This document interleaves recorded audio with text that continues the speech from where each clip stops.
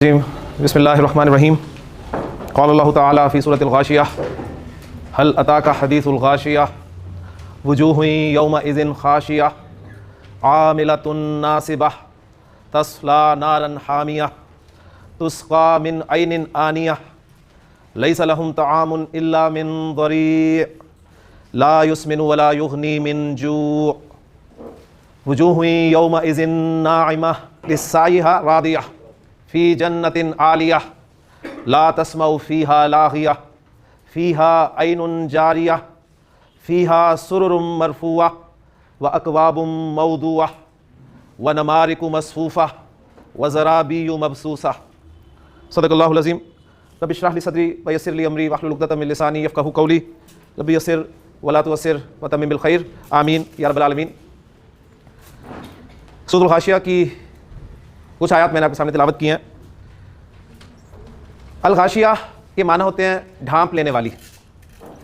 कुरान मजीद में अल्लाह ताला ने क़यामत के मुख्तलिफ नाम ज़िक्र फरमाए हैं। क़यामत के जो मुख्तलिफ नाम हैं उनमें सबसे मशहूर और सबसे बड़ा नाम तो इसका अल क़यामा ही है, और इसी नाम की मुनासबत से कुरान मजीद में सूरह क़यामा भी आपको 29वें पारे में मिल जाएगी। क़यामत के नामों में से एक नाम इसका अल गाशिया भी है, यानी जैसे मैंने अर्ज़ किया कि गाशिया के माना है ढांप लेने वाली। तो जब क़यामत आएगी तो सबको ढांप लेगी। फिर क़यामत के नामों में से एक नाम है इसका अल कारिया, खड़खड़ाने वाली। अल कारिया मल कारिया वमा अदराका मल कारिया। तो इस नाम से भी एक सूरत 30वें पारे में मौजूद है, सूरतुल कारिया। फिर इसका एक नाम है अल वाक़िया, वाक़े होने वाली, कि वाक़े होकर रहेगी।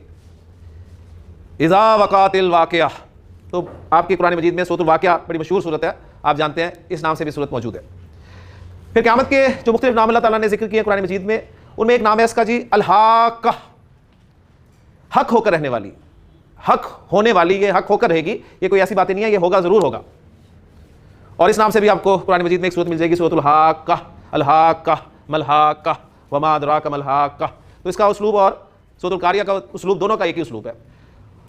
और कुरान मजीद में अल्लाह ताला ने क़यामत का एक नाम अस्साअह भी जिक्र किया है, और भी मुख्तलिफ नामों के साथ कुरान में क़यामत को जिक्र किया गया है। और शायद आपको याद होगा, मैंने आपसे पहले जिक्र किया था कि कुरान मजीद की सबसे बड़ी नसीहत जो है वो मौत है। मोमिन की मौत का तस्वुर यह है कि एक मरतबा उसकी आंख इस दुनिया में बंद होगी और दूसरी दुनिया की आंख खुल जाएगी। वो एक ज़िंदगी गुजारेगा, बरज़खी ज़िंदगी, और उसके बाद फिर क़यामत के दिन उसे उठाया जाएगा और अल्लाह के हुजूर पेश किया जाएगा, जहाँ पर वो अपने अमाल का जवाबदेह होगा। तो ये मौत का एक तस्वुर है मुसलमान का, यानी मोमिन का। और क़यामत के जितने नाम जिक्र कर दिए हैं जगह जगह और हर सफ़े पर जिक्र किया गया, तो मुराद यही है कि इंसान को मौत याद रहनी चाहिए कि उसकी यही ज़िंदगी कुल ज़िंदगी नहीं है, बल्कि इसके बाद जो आने वाली ज़िंदगी है, जो कि कभी ख़त्म ना होने वाली ज़िंदगी है, वही असल ज़िंदगी है। जुमे की नमाज में इमाम साहब दूसरी रकात में नॉर्मल कभी इस पूरी सूरह मुबारका को पढ़ते थे, कभी इसके आधे हिस्से को पढ़ते हैं। तो नबी करीम सल्लल्लाहु अलैहि वसल्लम भी जुमे की नमाज की दूसरी रकात में सूरह गाशिया की तिलावत अक्सर किया करते थे। ऐसी क्या बात है सूरह मुबारका में, आपने बेशुमार मरतबा इस सूरह मुबारका का तर्जुमा भी सुना होगा, और कुरान मजीद ख़त्म करते हुए आप इस सूरह मुबारका से गुजरे भी होंगे। लेकिन आज मैं आपको अपने टॉपिक के हवाले से भी, जो कि हमारा इराब का टॉपिक चल रहा है, उसके हवाले से, और इंशाअल्लाह ताला इसके जो मज़ामीन है उसके हवाले से कुछ अर्ज़ करने की कोशिश करूँगा। सब अल्हम्दुलिल्लाह ये जानते हैं कि हमारी ये ज़िंदगी आर्ज़ी ज़िंदगी है, और ये दुनिया की ज़िंदगी दारुल इम्तिहान है। इसमें हमारा इम्तिहान होना है और रिज़ल्ट निकलना है, जो कि आखिरत के दिन निकलना है। अब जब हम कहते हैं कि हमारी ये ज़िंदगी जो है ये दारुल इम्तिहान है, इम्तिहान का जिक्र जब भी होगा तो 7 चीज़ें इसकी और जुड़ी हुई आपको मिलेंगी। एक इम्तिहान के साथ तालिब इल्म, और दूसरा रिजल्ट डे। तो गोया अगर ये दुनिया की ज़िंदगी हमारे लिए दारुल इम्तिहान है, तो हम सब की हैसियत इस दुनिया में तालिब इल्मों की हैसियत है। हम सब तालिब इल्म की हैसियत से अपनी ये ज़िंदगी गुजार रहे हैं और इम्तिहान से गुजर रहे हैं। और एक दिन ऐसा आएगा कि रिजल्ट अनाउंस होगा। वो रिजल्ट अनाउंस जिस दिन होगा वो क़यामत का दिन होगा। इस सूरह मुबारका में असल में अल्लाह ताला ने उस रिजल्ट डे को, यानी क़यामत के दिन को, उसको बयान किया है कि इस सूरह मुबारका के हवाले से हम अपना जायज़ा लें कि हम बहैसियत तालिब इल्म कहाँ पर खड़े हैं। रिजल्ट डे को 2 तरह के स्टूडेंट्स होते हैं जी। एक वो स्टूडेंट्स होते हैं जो कामयाब होने वाले होते हैं, और एक वो स्टूडेंट्स होते हैं जो नाकाम होने वाले होते हैं।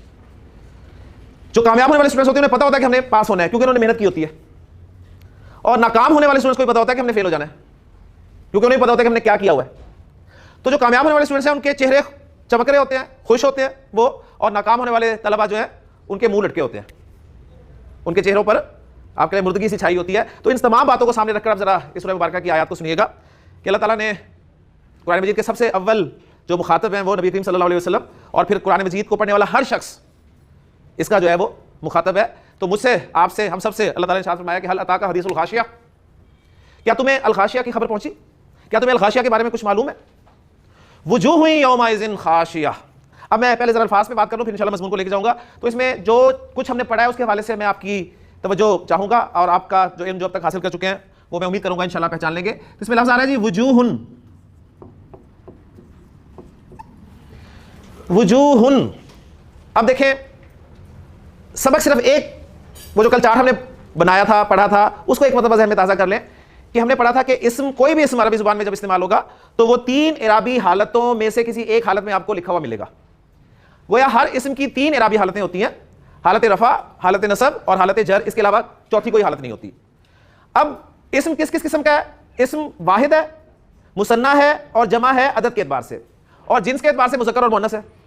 तो गोया वो इस्म जो वाहिद है, चाहे मुज़क्कर है चाहे मुअन्नस है, उसको जब हम हालत रफ़ा में बोलेंगे तो 2 पेश के साथ बोलेंगे। जैसे कलम है, वाहिद है, मुज़क्कर है, तो मैं इसे रफ़ा में कहूंगा कलमुन, नसब में कहूंगा कलमन और एक अलिफ लगाऊंगा 2 ज़बर के बाद, और जर में से बोलूंगा कलमिन। अगर कोई इस्म मुअन्नस है, जैसे ये आपका बोर्ड मुअन्नस है, बोर्ड को अरबी में कहते हैं सबूरा, गोलता के साथ आ रहा है, तो इसे मैं रफ़ा में बोलूंगा सबूरतुन, नसब में सबूरतन, जर में सबूरतिन, और नसब में 2 ज़बर के बाद एक अलिफ नहीं लगाऊंगा इसलिए कि गोलता पे खत्म हो रहा था। ठीक हो गया। इसी तरह कोई इस्म जमा मुकस्सर है, इस्म जमा मुकस्सर में डायरेक्ट छलांग लगाई मैंने वाहिद से जमा मुकस्सर पे, इसलिए कि जमा मुकस्सर का भी इराब उसी तरह शो होता है जिस तरह वाहिद इस्म का इराब शो होता है। तो अगर कोई इस्म जमा मुकस्सर है तो उस इस्म की रफ़ा भी 2 पेश के साथ, नसब 2 ज़बर के साथ और जर 2 ज़ेर के साथ आएगी, चाहे वो जमा मुकस्सर मुज़क्कर की है चाहे मुअन्नस की है। ठीक है। और जमा मुकस्सर कहते किसे हैं? माशाल्लाह, कि वो जमा जो जमा बनाते बनाते तोड़ दी जाए। ठीक है। यानी सिंपल, वो जो उन्होंने बड़ी अच्छी कल बात की थी कि जमा सालिम की जो निशानी है, ऊना की आवाज़ वो ना आए या आत की आवाज़ ना आए तो जमा मुकस्सर ही होगी। सिंपल सी बात है। तो इसमें आपको जमा मुकस्सर में कोई ऐसी आवाज़ नहीं आएगी, ना ऊना की आवाज़ आएगी ना ही आत की आवाज़ आएगी। क्लियर हो गया। बाकी मुसन्ना इसमें चाहे मुज़क्कर है चाहे मुअन्नस, उसको इराबी हालतों में हमने 2 साउंड्स के जरिए पहचानना है। आनी उसकी रफ़ा की साउंड है और ऐनी उसकी नसब और जर की साउंड है। और जमा सालिम मुज़क्कर में भी 2 साउंड्स हैं, ऊना रफ़ा की साउंड, ईना नसब और जर की साउंड। जमा सालिम मुअन्नस की भी 2 साउंड्स हैं, आतुन रफ़ा की साउंड और आतिन नसब और जर की साउंड। तो मैंने तेजी से दोहरा भी दिया। तो अब जो पहला इसमें हमारे सामने आया वुजूहुन, अब आप जरा नोट करें कि 2 पेश किस किस कैटेगरी में आते हैं? वाहिद इस्म की रफ़ा में आते हैं, जमा मुकस्सर की रफ़ा में आते हैं, और जमा सालिम मुअन्नस की रफ़ा में भी आते हैं 2 पेश। लेकिन जमा सालिम मुअन्नस की रफ़ा जो है वो आत के साथ आती है, लिहाजा इसमें आत वाला पहलू तो गायब हो गया, यानी जमा सालिम मुअन्नस नहीं है। अब 2 कैटेगरीज बच गई, वाहिद और जमा मुकस्सर। ठीक है। तो अब हमने गौर करना है अपने अपनी वोकैबुलरी पर जोर देते हुए अपने उर्दू अल्फाज में कि लफ्ज़ कहीं उर्दू में इस्तेमाल होता है या नहीं होता। तो वुजूहुन आपके ख्याल में ये वाहिद है कि जमा मुकस्सर है? क्या है जी? जमा मुकस्सर। अगर जमा मुकस्सर है यानी जमा है तो उसका वाहिद क्या होगा? वजहुन। माशाल्लाह, वज चेहरे को कहते हैं, और वाहिद इसमें है तो वज की तीनों इराबी हालतें क्या होंगी? वजहुन, वजहन, वजहिन। और उसकी जमा है जी वुजूह, वुजूहुन, और नसब क्या होगी इसकी? वुजूहन, वुजूहिन। हालत नसब में 2 ज़बर के बाद अलिफ लिखूंगा। कौन कह रहा है ये गोलता है? ये हा है। गोलता होती तो मैं इसमें 2 नुक्ते डाल देता छोटे छोटे। ठीक है, ये हा है तो कायदे के मुताबिक हालत नसब में 2 ज़बर के बाद एक अलिफ लिखा जाएगा। तो वुजूहुन आपने पहचान लिया जी। सूरतुल गाशिया में एक लफ्ज आ गया वुजूहुन, जो कि जमा मुकस्सर है, और वजहुन की जमा मुकस्सर है। ठीक है। और हालत रफ़ा में इस्तेमाल हुआ है, और इसकी नसब और जर माशाल्लाह बना लेते हैं। उसके बाद हम आगे चले, वुजूह यौमइज़िन खाशिया। यौमइज़िन को मैंने छोड़ दिया क्योंकि वो एक मुरक्कब लफ्ज है, जो सिंगल वर्ड्स हैं मैं उन पे बात करूंगा। खाशिया मैंने वक्फ किया तो हा की आवाज से प्रोनाउंस किया गोलता को, तो असल में यह है खाशियतुन। ले जी अब फिर आ गई तनवीन। तनवीन कहते हैं डबल हरकत को, 2 पेश 2 ज़बर 2 ज़ेर तनवीन कहलाती है, डबल हरकत। 2 पेश आ रही है। अब 2 पेश किस किस में आती हैं? फिर वो देखिए बार बार दोहराते हैं तो आपको सबक इंशाअल्लाह ताला इंतहाई पक्का हो जाएगा। या वाहिद इस्म के आखिर में, या जमा मुकस्सर इस्म के आखिर में, या जमा सालिम मुअन्नस के आखिर में। जमा सालिम मुअन्नस के आखिर में आत के साथ 2 पेश आती है, लिहाजा वो तो है ही नहीं। ठीक हो गया ना। लिहाजा ये या वाहिद है या जमा मुकस्सर है। तो क्या आपके ख्याल में? ये वाहिद है। ठीक है, वाहिद मुअन्नस, क्योंकि गोलता आ गई है तो नॉर्मली ये वाहिद मुअन्नस ही होगा। तो खाशियतुन वाहिद मुअन्नस है और हालत रफ़ा में है, और इसकी नसब और जर क्या होगी?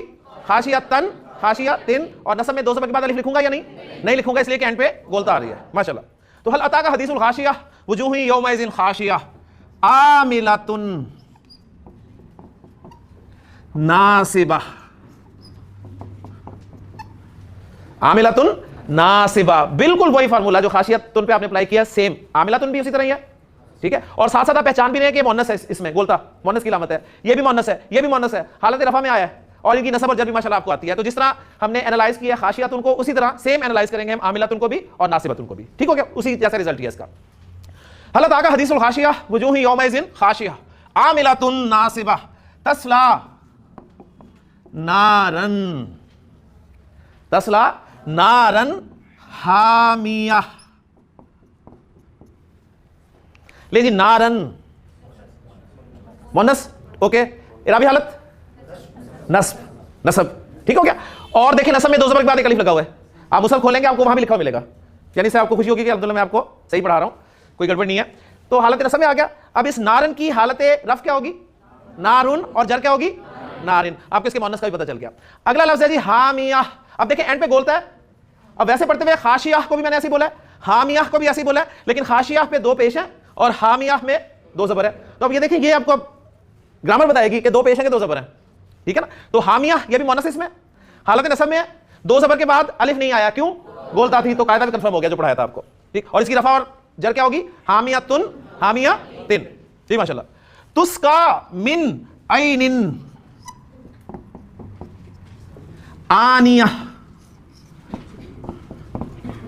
अब देखिए फिर मैंने इसको आनिया बोला है, गोलता थी हा के साथ बोला वक्त करते हुए, और दो जेर आ रही हैं, दो जेर भी आ गई, दो ज़बर भी आ गई, दो पेश भी आ गई, लेकिन जब मैंने वक्त किया तो हा की आवाज के साथ इसे प्रोनाउंस किया। ऐनिन, ऐनिन जी। इराबी हालत जर, माशाल्लाह।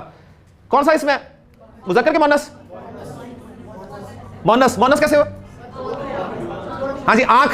ऐन के माना होते हैं आंख, और आंख है, आंख ऐन के माना आंखें होते हैं, और अरबी जुबान में चश्मे के लिए भी ऐन का लफ्ज इस्तेमाल किया जाता है, ठीक है। चश्मा वो जो स्प्रिंग होता है उसके लिए भी ऐन का लफ्ज इस्तेमाल किया जाता है। क्यों किया जाता है? इसकी बड़ी वजूहात लिखी गई हैं कि जी दोनों में मुमासलत पाई जाती है, आंख से भी पानी बहता है और चश्मे से भी पानी बहता है। चश्मा भी बड़ा गहरा होता है और आंख में भी बड़ी गहराई पाई जाती है, तो मुख्तलिफ वजूहात है बहरहाल इसकी। तो ऐन का लफ्ज आंख के लिए भी इस्तेमाल हुआ है, चश्मे के लिए भी इस्तेमाल हुआ है, लेकिन यहां पर चश्मा मुराद है, इसलिए कि जो आगे लफ्ज आ रहा है वो आनिया, ये भी मुन्नस इसमें हो गया। माशाल्लाह, मैं उम्मीद कर रहा हूं कि आप फॉलो कर रहे हैं हालत जर, और इसकी रफा और नसब भी बता देंगे क्या होगी? आनियातुन आनियातन, ठीक है। अच्छा, ऐनिन की हालत रफा और नसब क्या होगी? ऐनुन ऐनन, दो ज़बर के बाद अलिफ आएगा, माशाल्लाह जी। लैसा लहुम तआमुन, हाँ जी, वाहिद और जमा मुकस्सर में आप घूमेंगे, वाहिद और जमा मुकस्सर में, क्योंकि अभी कोई चीज ऐसी नहीं आई जी। ताम उर्दू में इस्तेमाल करते हैं, ठीक है। कार्डों पे आप अक्सर पढ़ते हैं कि ताम लिखा होता है तो पता चल जाता है खाना। हालत रफा में तामुन, नसब में मन, जर में मिन, हालत नसब में अलिफ आएगा, बिल्कुल आएगा जी, माशाल्लाह। लैसा लहुम तआमुन इल्ला मिन ज़रीइन, हाँ जी, हालत जर रफा और नसब क्या होगी? ज़रीउन ज़रीअन, अलिफ आएगा, बिल्कुल आएगा। भी इनके माना क्या है वो मैं बाद में आपके सामने रखूंगा। वुजूही यौमइज़िन नाइमा, आगे मैं चल रहा हूं एक आयत छोड़ के,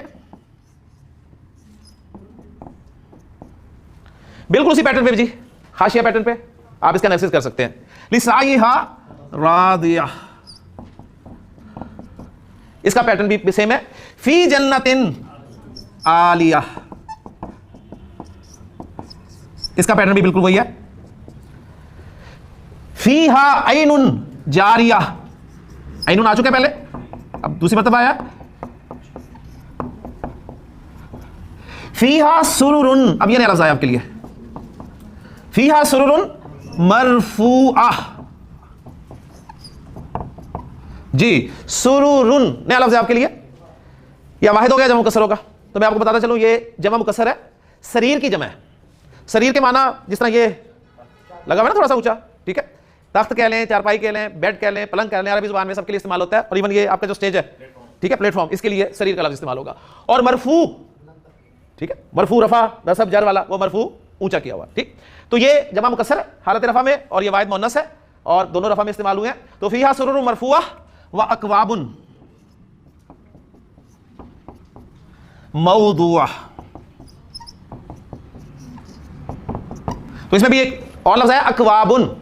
अकवाबुन जैसे अब वाबुन होता है, अब वाबुन, अकवाबुन, अकलामुन, अशखासुन, अज़कारुन, तो सारे जमा के लफ्ज़ है, जमा ना सारे, अज़कारुन, अशजारुन, अशआरुन, सारे जमा के लफ्ज़ है। तो एक पैटर्न आपके सामने आ गया कि अच्छा ये जमा का पैटर्न है। अक़सामुन, ठीक, अमराजुन, अतफालुन, एक ही पैटर्न है, एक ही तर्ज। तो ये तर्ज जो है, जब हम मुकस्सर के लिए तर्जें याद करनी पड़ेंगी हमें, ठीक है, वो इंशाल्लाह हम आगे कर लेंगे। तो गोया कि अतवाबुन एक जमा मुकस्सर का लफ्ज है, कूब इसका वाहिद है जी, कूब, कूबुन, कूबन, कूबिन, और कूब कहते हैं प्याले को, कप को, ठीक हो गया। लेकिन यहीं तक रखते हैं, माशाल्लाह आपने पहचान कर ली। कुछ अल्फाज के माना आपको आते हैं, कुछ के नहीं आते, बाकी अब मैं इंशाल्लाह इस पर कुछ रोशनी डाल देता हूं। जैसे कि मैंने अर्ज किया कि अल्लाह ताला ने खबर दी है तालिब इल्मों को रिजल्ट डे के बारे में, कि क्या तुम्हें पता है कुछ नतीजे के दिन क्या होगा? वुजूह हुई यौमाइज़िन खाशिया, बहुत से चेहरे उस दिन झुके हुए होंगे, यानी उर्दू मुहावरे में कहा जाएगा बहुत से मुंह उस दिन लटके हुए होंगे, ठीक है ना। मैंने कहा कि अब आपको चल गया किन का जिक्र हो रहा है, पहले नाकाम होने वाले तलबा का, कि वुजूह यौमाइज़िन खाशिया, बहुत से चेहरे उस दिन झुके हुए होंगे, यानी मुंह लटके हुए होंगे। फेल होने वाले तलबा के मुंह लटके होते हैं, वजह क्या होती है मुझे बताएं? उनके फेल होने की वजह क्या होती है जी? पढ़ाई नहीं की होती, सही है ना। सारा साल अपने दुनियावी इम्तिहान के बारे में देखें, सारा साल मौजें की होती हैं, पढ़ाई नहीं की होती, लिहाजा रिजल्ट डे को मुंह लटका हुआ होगा। लेकिन यहां जो नुक्ता आ रहा है ना, वो जरा सुनिएगा, यहां पर बिल्कुल बरक्स बात हो रही है। आमिलतुन नासिबा, ऐसी बात नहीं थी कि उन्होंने मेहनत नहीं की थी, आमिलतुन बहुत मेहनत की थी उन्होंने, नासिबतुन और इतनी मेहनत की थी कि मेहनत कर करके थक गए थे। अब इंसान चौंकेगा कि इतनी मेहनत की और मेहनत कर करके थक गए, फिर भी मुंह लटका हुआ होना उस दिन। लेकिन अल्लाह ताला ने फरमाया कि बहुत सारे चेहरे उस दिन झुके हुए होंगे, मुंह लटके हुए होंगे। ऐसी बात नहीं कि मेहनत नहीं की थी, बहुत मेहनत की थी उन्होंने, आमिलतुन, और इतनी मेहनत की थी कि मेहनत कर करके थक गए थे, नासिबतुन। तो आपके ख्याल में क्या वजह हो सकती है जी? ऐसे जरा लाएं अपने, कि कुरान जिंदा कलाम है, अप्लाई किया करें इसे अपने ऊपर, देखा करें कि वो जो मेहनत की थी, ठीक है, बहुत मेहनत की थी, थक गए थे, तो क्या, यानी मेहनत उन्होंने की थी, डायरेक्शन सही नहीं थी, डायरेक्शन सही नहीं थी।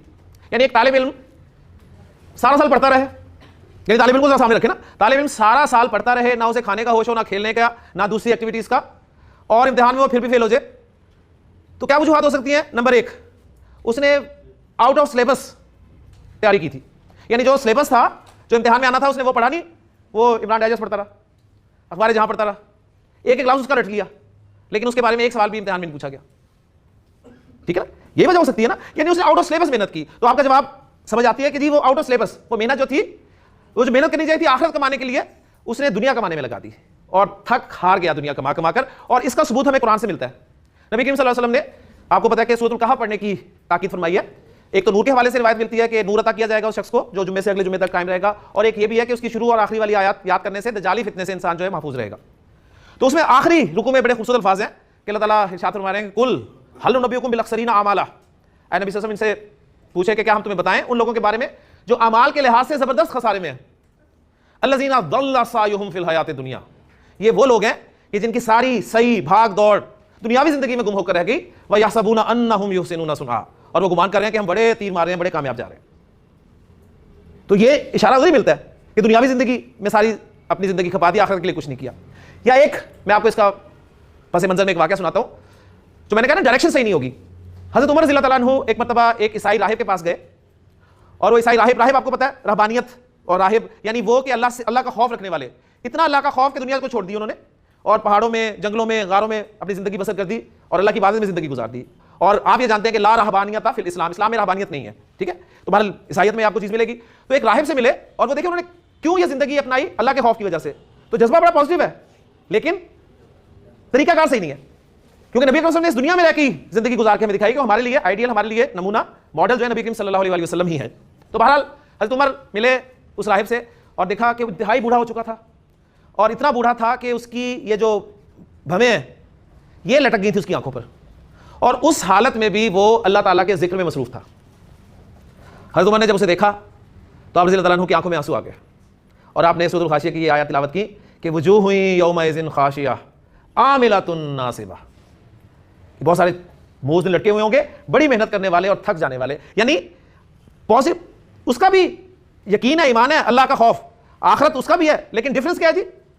हजरत मोहम्मद सल्लल्लाहु अलैहि वसल्लम को नहीं मानता, अल्लाह को भी मानता है, आखिरत को भी मानता है, लेकिन मोहम्मद सल्लल्लाहु अलैहि वसल्लम को नहीं मानता, लिहाजा आमिलतुन नासिबा वाली कैटेगरी में चला गया। तो गोया डायरेक्शन का सही ना होना।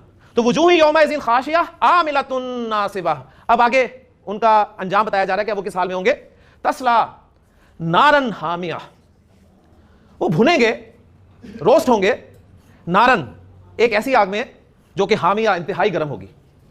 आग के साथ अगर हामिया ना भी लगा हो तो आग कोई ठंडी होती है जी, आग तो होती गर्म है, लेकिन उसके साथ उसकी इंटेंसिटी को बयान करने के लिए हामिया का भी लफ्ज़ बयान फरमाया कि ऐसी आग जो इंतहाई गर्म होगी। और आपने वो रिवायत सुनी होगी, नबी करीम सल्लल्लाहु अलैहि वसल्लम ने फरमाया कि दुनिया की आग जो है ये उस आग को 70 मरतबा ठंडा किया गया तो ये जाके बनी है। तो अब उनका रिजल्ट बताया जा रहा है कि अब उन्हें मिलेगा क्या, तस्ला नारन हामिया। अब जाहिर बात है वहीं रहना है, वहीं जीना है, मौत तो आनी नहीं है, लिहाजा भूख भी लगेगी, प्यास भी लगेगी। गर्मी में सबसे पहले क्या होता है, देखिए मौसम चेंज हो रहा है तो सबसे पहले हमें तलब हो रही है प्यास की, क्योंकि मुझे आवाज़ें आ रही थी कि कूलर भी होना चाहिए जी, क्योंकि मौसम चेंज हो रहा है तो प्यास अब लगनी शुरू हो गई है, तो प्यास लगेगी उन्हें। और अल्लाह ताला ने फरमाया कि हाँ हम उन्हें देंगे पीने के लिए, लेकिन क्या फरमाया कि तुस्का मिन आइनिन आनिया, उन्हें पिलाया जाएगा लेकिन एक ऐसे चश्मे से पानी पिलाया जाएगा जो खुद खोलता हुआ होगा। उन्हें पीने के लिए दिया जाएगा लेकिन खोलते हुए चश्मे से पानी दिया जाएगा। यानी आपको आप तसव्वुर करें कि शदीद गर्मी हो और शदीद प्यास, और उसमें आपको गीजर से फुल टेम्परेचर करके आपको एक गिलास पानी का भर के दे दिया जाए, तो बताएं क्या हाल होगा। और कुरान में अल्लाह ताला ने यह फरमाया कि वो पिएंगे, ऐसे पिएंगे जैसे तुम्हारे प्यासे ऊंट पानी पीते हैं। यानी वो इतने अरसे प्यासे रहकर फिर जब पानी मिलता है तो कैसे पीते हैं, ये अपनी मिसाल ले लें, जब रोजा खुलने के बाद आप पानी पीते हैं तो कैसे पीते हैं, तो ऐसे पिएंगे। और वो जब पानी खोलता अंदर जाएगा तो आप खुद अंदाजा करेंगे क्या हाल होगा। तो तुस्का मिन आइनिन आनिया लैसा लहुम तआमुन इल्ला मिन ज़री। अब जाहिर बात अल्लाह ताला जुल्म नहीं करेगा, भूख भी लगेगी तो खाने को भी देगा उन्हें, उनके लिए खाना होगा मगर ज़री में से। अब ये लफ्ज़ चूंकि हमारे लिए बड़ा नया लफ्ज़ है, हमने पता ही नहीं है कि क्या है ये चीज़, लेकिन अरब के सामने जब ये लफ्ज़ आया था उसने फौरन से समझ लिया था। ये असल में उनके यहाँ इंतहाई कड़वा कांटेदार पौधा था जिसके पत्ते जो है उनके ऊँट नॉर्मली ज़्यादा खाते थे, ठीक है। तो वो बिल्कुल खाना भी दिया जाएगा लेकिन ये खाना दिया जाएगा, उन्हें मिलेगा। फिर खाने के क्या फायदे होते हैं जी, भूख खत्म करता है और दूसरे सेहत देता है, एनर्जी देता है, मोटा करता है। लिहाजा अगली आयत में फरमा दिया कि लैसा लहुम तामुन इल्ला मिन ज़री ला युस्मिनु, वो ना तो मोटा करेगा वला युगनी मिन जू, और ना ही उससे उनकी भूख खत्म होगी।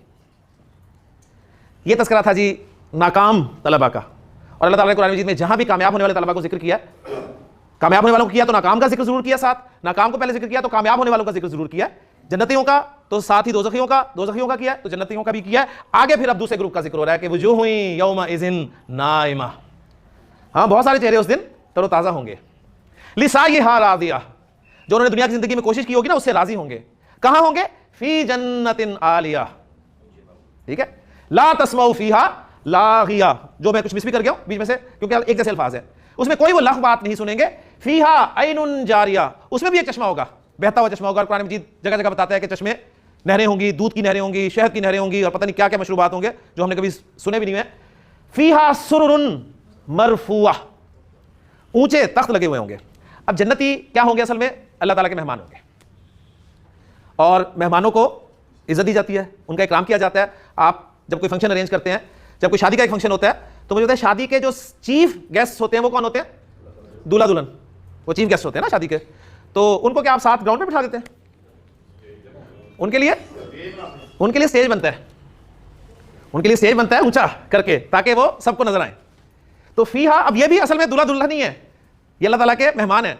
फीहा सुरुरुन मरफूआ, ऊंचे तख्त लगे हुए होंगे, ठीक है। व अकवाबुम मौदूआ, अच्छे फंक्शन पे जाएं आप तो जैसी एंट्री होती है आपकी, देखें आजकल ट्रेंडी है जी, मतलब क्या बात है, रिसेप्शन यानी डिमांड्स होती हैं बाकायदा कि जी रिसेप्शन सही मिलनी चाहिए हमें, ठीक है। बाकी कुछ होना हो बाकी देखी जाएगी, रिसेप्शन सही होनी चाहिए। तो रिसेप्शन आपको अपील करती है। रिसेप्शन क्या, आप एंटर हुए, खूबसूरत मेज़ों पे बड़े सलीके से खूबसूरत गिलास शीशे वाले ऐसे चुने हुए रखे होते हैं, खाली भी अच्छे लगते हैं वो, तो वो जिक्र किया जा रहा है। वह अकवाबुम मौदूआ व नमारिकु मसफूफा व ज़राबिय्यु मबसूसा, कारपेट बिछे हुए होंगे, तकिए लगे हुए होंगे, कुशन्स। तो ये अब उन जन्नतियों की अपने मेहमानों का जिक्र करके अल्लाह ताला ने मोटिवेट किया कि अब तुमने फैसला करना है कि कामयाब होने वाले तलबा में आना है या नाकाम होने वाले तलबा में। तो ये मैसेज था जी सूरह हाशिया का। अब आपको शायद अंदाजा होगा कि नबी करीम सल्लल्लाहु अलैहि वसल्लम जुम्मे की नमाज में क्यों ये मैसेज दिया करते थे और कितनी मरतबा आपने सूरह हाशिया पढ़ी, सुनी, उससे गुजरे, लेकिन मेरा नहीं ख्याल कि कभी सूरह हाशिया ने आपको तंग किया हो, हिलाया हो। ये है जी कुरान की हिदायत, और ये हिदायत मुझे बताएं तर्जुमे से नहीं आ सकती। यानी मैं कहता हूं चले तर्जुमे पढ़ लें, पढ़े तो सही, हम तो तर्जुमा भी नहीं पढ़ते। मैं आपसे पूछूं, कोई कहेगा मैंने पता नहीं 50 दफा कुरान खत्म किया, कोई कहेगा मैंने 100 दफा किया हुआ, कोई कहेगा कि मैंने इतनी दफा खत्म किया हुआ है। मुझे बता दें एक मरतबा भी हमने तर्जुमे के साथ खत्म किया? और फिर तर्जुमा कभी भी किसी जुबान का नेमोल बदल नहीं हो सकता। जो तासीर उस जुबान की होती है वो असल तासीर है जी। तो उसी के लिए हम यहां पर कोशिश कर रहे हैं। अल्लाह ताला से दुआ है कि अल्लाह ताला हमारी इस कोशिश को कामयाब फरमाए। और कोशिश मेरी डेली यही होती है कि मैं आपके सामने जो भी कोई आयत या कोई हदीस बयान करूं वो सबक से रिलेटेड हो। जो लोग पहली मरतबा अरबी पढ़ रहे हैं वो मुझे बताएं कि 6 दिन पहले उन्हें ये पता था कि जी ये हालत नसब है और ये मुन्नस है और इसकी रफ़ा ये होगी और इसकी जर ये होगी और इसके साथ अलिफ लिखा जाएगा, क्यों लिखा गया, ये कुछ पता था? तो अल्हम्दुलिल्लाह कुछ ना कुछ आप सीख रहे हैं अल्हम्दुलिल्लाह। तो सूरह यूनुस की आयत की तरफ आता हूं कि या अय्युहन्नास कद जाअतकुम मौइज़तुन। अब कम से कम आप कुरान पढ़ें जब तो हर लफ्ज़ पे रुके, देखें उसे। कद जाअतकुम मौइज़तुन, एक नसीहत आ चुकी है तुम्हारे पास तुम्हारे रब की तरफ से। व शिफाउन लिमा फिस सुदूर, और वो शिफा है, शिफाउन, शिफाअन, शिफाइन, व शिफाउन लिमा फिस सुदूर व हुदन व रहमतुन, रहमतुन। फिर हालत रफा में मुन्नस नसब जरा आप खुद बना लेंगे, लिल मोमिनीन कुल बिफज़लिल्लाहि व बिरहमतिही फबिज़ालिका फलयफ़रहू हुवा खैरुन। हालत रफा नसब खैरन जर खैरिन, हुवा खैरुम मिम्मा यजमाउन। फिर मैंने बीच में एक हदीस सुनाई थी आपको कि नबी करीम सल्लल्लाहु अलैहि वसल्लम ने फरमाया कि ला यदखुलुल जन्नता मन काना फी कल्बिही मिसकालु ज़र्रतिन, ज़र्रतिन, ज़रा, एक ज़रा। हम समझते हैं ज़र्रे को क्या होता है ज़रा, पार्टिकल। लेकिन अरब कुरान के अवलीन मुखातब है। अरब के सामने जब ज़रा आया था ना तो ज़रा सोचिएगा कि अरब ने क्या सोचा होगा। ज़रा पता किसे कहते हैं? ज़रा कहते हैं अरबी ज़ुबान में ये जो चींटी होती है, कितना हकीर सा कीड़ा है। अगर चींटी यहां पर फर्श पे चल रही हो तो मुझे यहां से शायद नजर ना आए। चींटी अंडे देती है। अब खुद सोचिए आप चींटी का अंडा कितना छोटा होगा। अब वो चींटी जो अंडा देती है उस अंडे में से जो बच्चा निकलता है, और वो बच्चा कितना छोटा होगा, वो आपको आंख से तो नजर नहीं आ सकता कम से कम। अभी उस बच्चे ने अपना आधा यानी अपने आप को आधा बाहर निकाला होता है, उस बच्चे को अरबी जुबान में ज़र्रा कहते हैं। अब उसका वजन कितना होगा जी? वजन क्या होगा उसका? नहीं होगा, सही ऐसी बात नहीं होगा। यानी आज के दौर में नहीं आप कह सकते जी उसका वजन होगा ही नहीं। आज के आपके इंस्ट्रूमेंट्स हैं वो उसका वजन भी निकाल लेंगे, ठीक है ना, यानी ना होने के बराबर। ठीक, तो ये फरमाया जा रहा है जिसके दिल में एक जर्रे के हम वजन, एक जर्रे के हम वजन भी किब्र होगा, वो जन्नत में दाखिल नहीं होगा। और इसी तरह कुरान में अल्लाह ताला फरमाया ना, फमन यामल मिस्काला ज़र्रतिन खैरन यरा वमन यामल मिस्काला ज़र्रतिन शर्रन यरा। यानी जो एक जर्रे के हम वजन भी नेकी करेगा वो भी देख लेगा, और जो एक जर्रे के हम वजन बुराई करेगा वो भी देख लेगा। तो जरा ये होता है जी। फिर एक शख्स ने पूछा कि अल्लाह के रसूल, एक शख्स चाहता है कि उसके कपड़े अच्छे हों, उसके जूते अच्छे हों, यानी आज के दौर में कहेंगे, आज दौर के हिसाब से कि वो ब्रांड पहनना चाहता है, उसे अच्छा लगता है कि मैं ब्रांड इस्तेमाल करूं। तो आप सबने फरमाया कि कोई हर्ज नहीं, हमारा दीन नहीं मना करता, हमें ब्रांड से ज़हन में रखेगा। जिसे मना करता है वो आगे जिक्र है। आपने क्या फरमाया? इन्नल्लाह जमीलुन जमीलुन जमीलन जमीलिन इन्नल्लाह जमीलुन व युहिब्बुल जमाला। अल्लाह ताला तो खुद खूबसूरत है और खूबसूरती को पसंद करता है। फिर आपने डिफाइन किया था कि अल किब्र क्या है। किब्र क्या है? असल में किब्र यह है कि हक का इनकार कर देना और दूसरों को हकीर समझना। आप पहने ब्रांड, आप इस्तेमाल करें अच्छी से अच्छी गाड़ी, लेकिन खुदा किसी दूसरे को कमतर ना समझें। आप जो मर्जी खाएं, अल्लाह ने आपको दिया है, इस्तेमाल करें, दीन नहीं मना करता हमें इस्तेमाल करने से, ठीक है। लेकिन असल चीज वही है कि आप दूसरों को हकारत से ना दिखें, दूसरे को कमतर ना समझें कि मुझे सब कुछ दिया, आप मुझे कोई सुखाव के पढ़ लगे हुए थे कि अल्लाह ने मुझे सब कुछ दे दिया, इससे अल्लाह राजी नहीं है, इसे नहीं दिया, मुझे शायद राजी है जो मुझे दे दिया, ये नहीं है, ज़हन में रखिएगा। तो ये अल्हम्दुलिल्लाह सूरतुल खाशिया, सूरह यूनुस की 2 आयत और हदीस में इस्तेमाल होने वाले अल्फाज, उनकी रफ़ा नसब जरा आ गई। सबक को खत्म कर रहा हूँ, वक्त भी हो चुका है। फिर उसी बात पर कोई भी इसम हो, वाहिद, मुसन्ना, जमा हो, मुज़क्कर हो, मुअन्नस हो, 3 इराबी हालतों में अरबी ज़ुबान में पाया जाएगा। वाहिद इसम और जमा मुकस्सर इसम, मुज़क्कर हो चाहे मुअन्नस हो, उनको रफ़ा में 2 पेश के साथ, नसब में 2 ज़बर के साथ और जर में 2 ज़ेर के साथ शो किया जाएगा। मुसन्ना इसम चाहे मुज़क्कर हो चाहे मुअन्नस हो, उसे 3 हालतों में 2 साउंड्स के साथ जाहिर किया जाएगा। एक होगी आनी रफ़ा वाली और एक होगी ऐनी नसब और जर वाली। जमा सालिम मुज़क्कर हो इसम तो उसका इराब 3 हालतों में भी 2 साउंड्स के साथ जाहिर किया जाएगा, ऊना और ईना। ऊना रफ़ा साउंड होगी और नसब और जर ईना साउंड होगी। इसी तरह जमा सालिम मुअन्नस इसम अगर होगा तो उसको भी तीनों इराबी हालतों में 2 साउंड्स के साथ शो किया जाएगा। रफ़ा वाली उसकी आतुन साउंड होगी और नसब और जर वाली आतिन। ये एक लेक्चर मैंने खुसूसी तौर पे आपकी रिवीजन के लिए रखा था, वरना नॉर्मली जरूरत नहीं पड़ती इसकी, लेकिन बेस आपकी अगर बन गई तो आगे इंशाल्लाह कुरान मजीद की आयत को एनालाइज करना आपके लिए आसान हो जाएगा। तो बस इसको पक्का करें। आपको पता होना चाहिए कि वाहिद इसमें 2 पेश क्यों आई हैं, 2 ज़बर क्यों आई हैं या 2 ज़ेर क्यों आई हैं, आनी ऊना, ईना, आतुन, आतिन, बस ये साउंड्स आपने पहचाननी है, हरकत आपने पहचाननी है, कहां पर क्या आता है। तो फिर इंशाल्लाह देखेंगे आप चंद दिनों बाद जब हम जुमले बना रहे होंगे तो आप एक्जैक्ट और परफेक्ट जुमला बनाएंगे इंशाल्लाह ताला। बस अल्लाह ताला से दुआ करते हैं कि अल्लाह ताला आसानी फरमाए हमारे लिए, इस सबक को भी आसान फरमाए, आने वाले असबाक को भी आसान फरमाए, और इसी शौक से, इसी जज्बे से, इसी वलवले से हमें अपने कलाम की जुबान सीखने की तौफीक अता फरमाए। सुब्हानकल्लाहुम्मा व बिहम्दिका, अशहदु अल्ला इलाहा इल्ला अंता, अस्तगफिरुका व अतूबु इलैक।